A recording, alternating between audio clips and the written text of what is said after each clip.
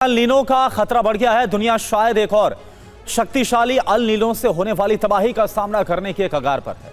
केंद्र सरकार El Nino के संभावित खतरों और मानसून पर इसके असर से निपटने के लिए पूरी तरह से अलर्ट है। सरकार ने कमर कस ली है। क्राइसिस मैनेजमेंट ग्रुप बनाए गए हैं। कंटीजेंसी प्लान पर अमल शुरू कर दिया गया है। भारत में इस साल सामान्य से कम बारिश होने का अनुमान है। सूखे की आशंका के बीच सुपर अल नीनो भी एक्टिव हो सकता है। अल नीनो के असर को कम करने के लिए भारत सरकार ने तैयारियां शुरू कर दी हैं।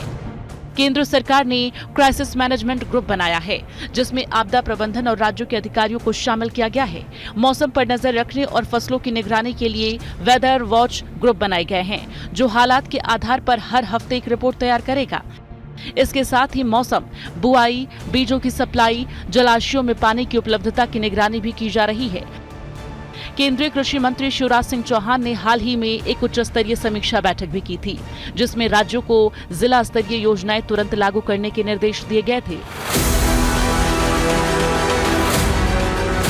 अल नीनो का सबसे पहला और घातक हमला खरीफ सीजन की सबसे मुख्य फसल धान पर देखने को मिलता है।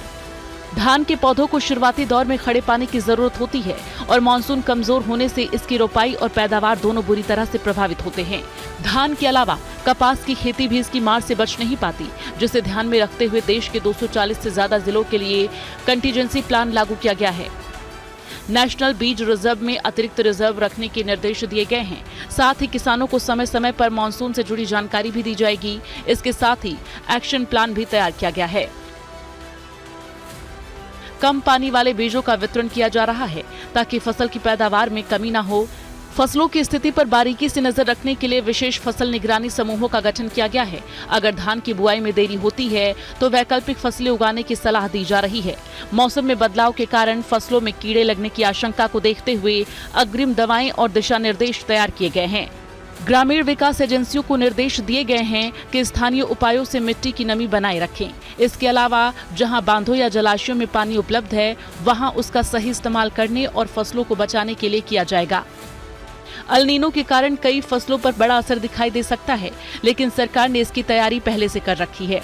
सरकार के पास 43 लाख टन दालों का बफर स्टॉक है, जिसकी मदद से सरकार दाल की कीमतों को कंट्रोल में रखेगी। अगर खराब मौसम के कारण खरीफ की बुआई प्रभावित होती है और दालों की कमी होती है, तो सरकार बफर स्टॉक का इस्तेमाल करेगी, ताकि लोगों को राहत मिल सके। Bureau report, TV9 Bharatvarsh.